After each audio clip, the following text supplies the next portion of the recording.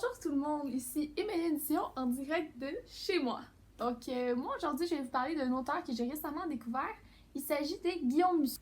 Guillaume Musso, c'est un romancier français très connu. Il a d'ailleurs écrit 18 livres et 4 de ceux-ci ont été adaptés au cinéma. C'est sa 7e année consécutive en tant que romancier le plus vendu en France. Aussi, il se distingue par son chevalier de l'Ordre des Arts et des Lettres. C'est d'ailleurs une des raisons pourquoi je vous recommande fortement de lire ses livres. C'est parce que c'est un excellent auteur et qu'il y a des milliers de personnes qui le reconnaissent. Ce qui fait sa popularité, c'est qu'il traite de thèmes uniques et qu'il les aborde d'une façon originale. Il a une imagination sans borne, quoiqu'il s'inspire de sa vie personnelle pour écrire ses romans.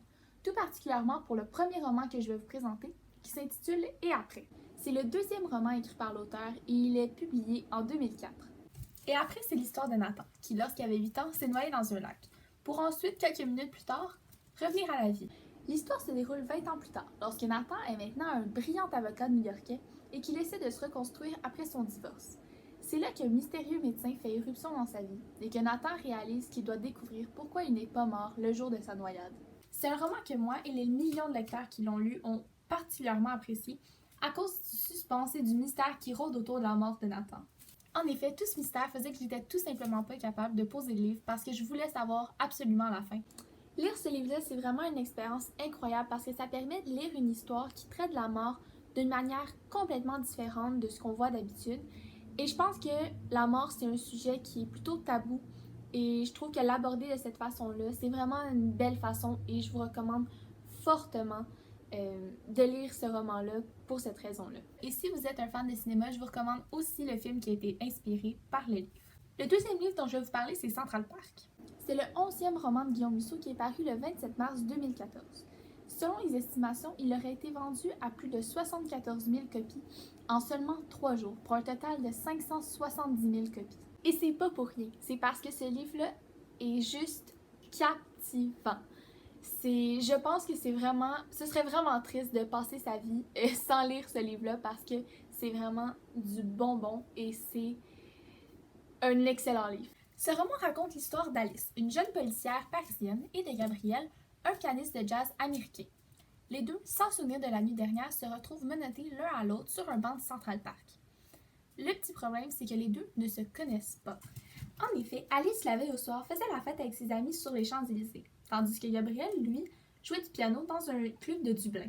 C'est ce qui rend leur expérience totalement impossible et aussi remplie de mystères. Pour ajouter au suspense du roman, le chemisier d'Alice est taché de sang, tandis qu'une balle manque de son fusil. C'est ce qui va pousser Alice et Gabriel à s'unir pour découvrir la vérité, et c'est ce qui va changer leur vie à jamais. Les questions succèdent tant pour les personnages que pour les lecteurs. C'est ce qui fait que, comme pour le roman précédent, je n'ai pas pu arrêter ma lecture. Par contre, ce qui rend ce roman vraiment unique, c'est les personnages qui sont inoubliables et qui sont emportés de surprise en surprise. Je vous recommande donc cette lecture si vous cherchez quelque chose d'intense, d'addictif et d'irrésistible. Maintenant, pour vous prouver à quel point Central Park c'est une belle histoire, j'ai décidé de jouer et de vous présenter un petit extrait inspiré du livre.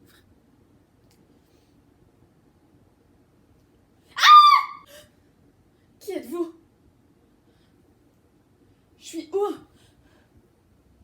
Je sais pas, j'étais sur les Champs-Élysées avec mes amis. Comment vous appelez-vous? Alice, et vous? Gabriel. Comment on est arrivé ici?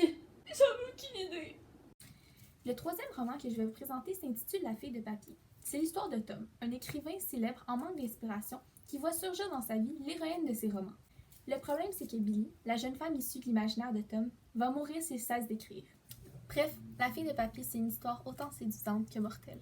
Ce roman constitue la 8e parution de l'auteur et il est publié le 1er avril 2010. Ce roman a été vendu à près d'1 million d'exemplaires. Et ce n'est pas pour rien, car ce roman est tout simplement exceptionnel, tant par la manière qu'il est écrit que par l'histoire qui se situe à mi-chemin entre la réalité et le fantastique. Ce qui rend ce roman totalement unique, c'est le fait que la réalité et la fiction s'entremêlent tout au long de l'histoire. Et ce qui rend ce roman totalement captivant, c'est le fait que le personnage principal s'intéresse à la lecture et à l'écriture tout autant que les lecteurs. De plus, je crois que ce qui rend ce roman aussi intéressant, c'est l'attachement qu'on développe au personnage. Par exemple, pour le personnage de Tom, qu'on voit au début comme un personnage obscur et froid, et en qui on découvre par la suite un ami loyal, dévoué et sincère. En conclusion, je vous recommande de lire les livres de Guillaume Musso parce que ce sont des romans qui sont écrits avec un vocabulaire et une technique hors pair, et parce que les histoires frôlent la limite du vraisemblable et ça nous amène dans un autre monde, et je pense que c'est ça que la plupart des lecteurs cherchent dans une lecture. Aussi, ces romans sont tout simplement enrichissants, mystérieux, remplis de suspense, captivants et tout simplement géniaux. Et je pense que tout le monde gagne à les lire.